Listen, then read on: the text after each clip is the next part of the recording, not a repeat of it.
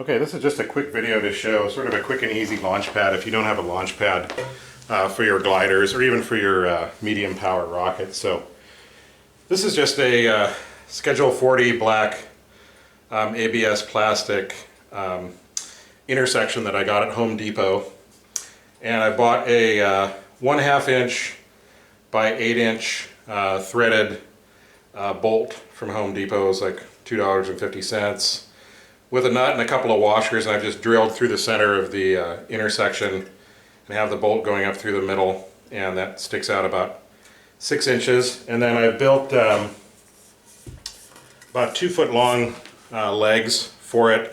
So I've installed with the ABS glue some threaded inserts, and I've put threaded ends on the leg sections, and I put some little caps on there. You don't really need the caps, but it just keeps dirt from getting into the legs. So basically, to put your pad together, then you just screw the legs in.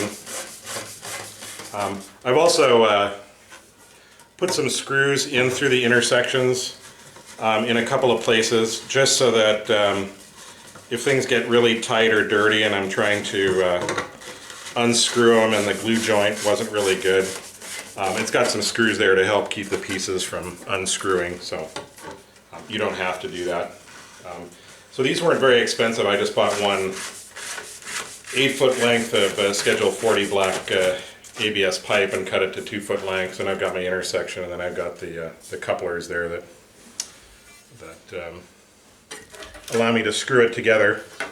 Then I've got a couple of 3/4 to 1.5 inch hose clamps, and this is the 1010 rail that I got off of eBay from the 80/20 Corporation. It's just a 7 foot long. You can get 6 feet long pieces. And so basically, to install the rail on there, you're going to just put your hose clamps onto the rail. And I've already snugged these down once, so they've kind of got a set to them.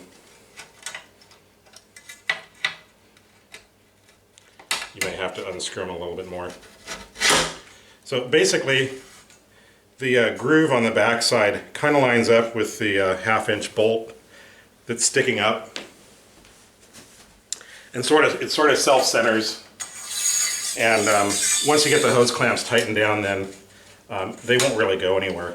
The rail won't really tip or anything. So these are just a little snug because I've already snugged them down once, so they're a little tight.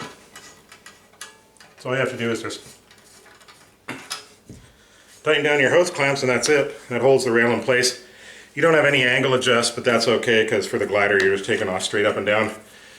And then I've got a little piece of, I think this is 1.5 inch inside diameter pipe, and I'll just slide that over the top, and that just hits the hose clamps, and that gives something for the glider to sit on, either the rail buttons or the edge of the glider when you're sliding it down on the rail, and that keeps it up off the ground, and also keeps it high enough that any motor exhaust isn't going to bounce back and melt the foam on the glider. You only need it up about 1 foot or so. So that's it. It's pretty inexpensive, easy to put together. It comes apart really small to fit in your car. You can get 4 foot long sections of rail or 3 foot long sections of rail with little splice pieces, so you could even take the rail down into 3 foot long pieces, and they'd fit inside the legs here for storage, so it could be pretty small. So that's it. That's all I'm using for a rail. Pretty simple. Okay, and here's an example. This is the SST sitting on the launch pad, and so you can see how the bottom of the glider is just sitting on that ABS standoff, and it's sitting about 1.5 foot high. I like a 6 foot rail because that's about the highest that I can reach and get my glider on the rail up from the top, and that gives it a pretty good, with the standoff, it gives it about a 5 foot guide. And I don't use a blast deflector.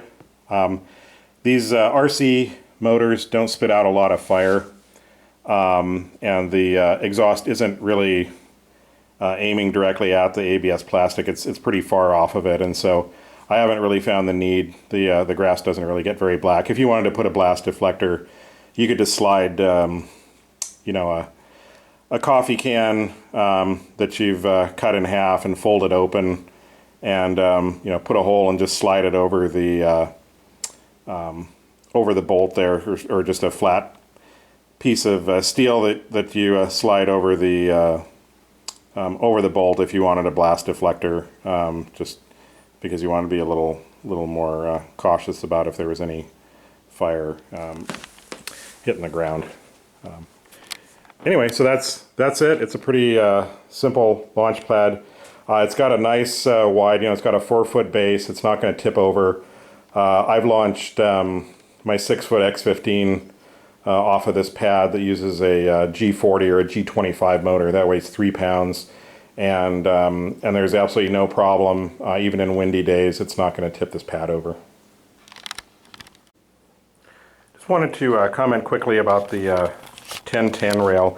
I really like the 1010 rail. It's a lot better than launch rods, because the launch rods, even 1/4-inch launch rods with a you know, 12-ounce glider, can still whip as it comes off the rod. The wind allows the glider to spin around, which could short your igniter leads, where the rail doesn't allow you to do that, because the rail buttons fit in that slot and they can only move a little bit with the wind.